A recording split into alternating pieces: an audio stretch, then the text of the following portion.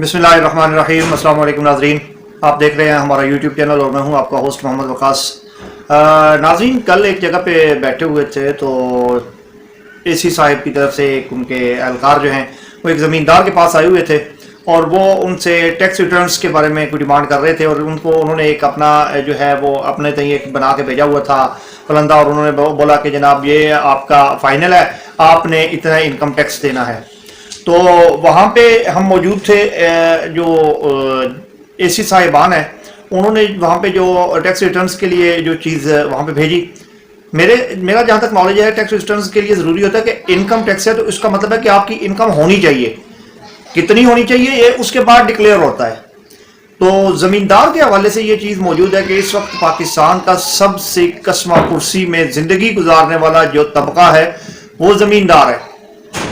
नाज़रीन, अगर हम अपनी जो मामूलात ज़िंदगी हैं उनको देखें, ज़मींदार के जो इन्वेस्टमेंट है और जो उसकी मेहनत है और जो उसके इवज़ उसको सालाना जो इनकम आ रही है वहाँ से अकॉर्डिंग दैट इन्वेस्टमेंट, उसको आप देखें तो वो किसी भी कारोबार से बहुत कम है। वो क्यों कम है? इसलिए कि यहाँ पे इंडिया के मुकाबले में हमारा एग्रीकल्चर जो है वो ज़मीन बोस है, हम ज़मीन से भी नीचे हैं और वो आसमान की बुलंदियों को छू रहे हैं। हमारी पूरे पाकिस्तान की जो एनुअल आपकी जो गंदम की फसल है उसकी यील्ड बनती है, जो सालाना औसत एवरेज बनती है वो 26 मन फी एकड़ है पूरे पाकिस्तान की, मैं बता रहा हूँ, और चावल की भी इसी के अकॉर्डिंग बनती है।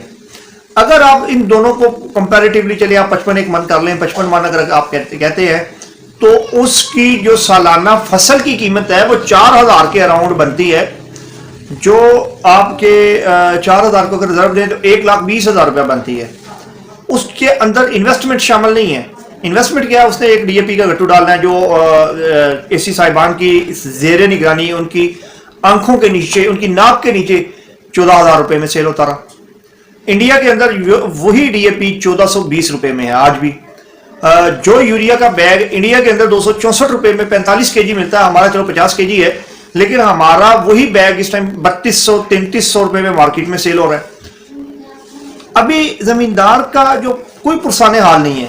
एसी साहिबान वहां पे उसको, और मसला जो सबसे बड़ा मसला है नाज़रीन वो ये है कि मुझसे टैक्स रिटर्न्स वो लेने आ रहा है जिसने कभी मेरे जमींदारी के बारे में जिसको मालूमात ही नहीं है।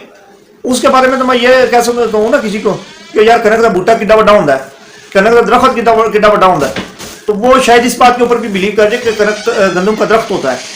तो वो लोग जो हैं वो हमसे टैक्स रिटर्न्स की डिमांड करते हैं।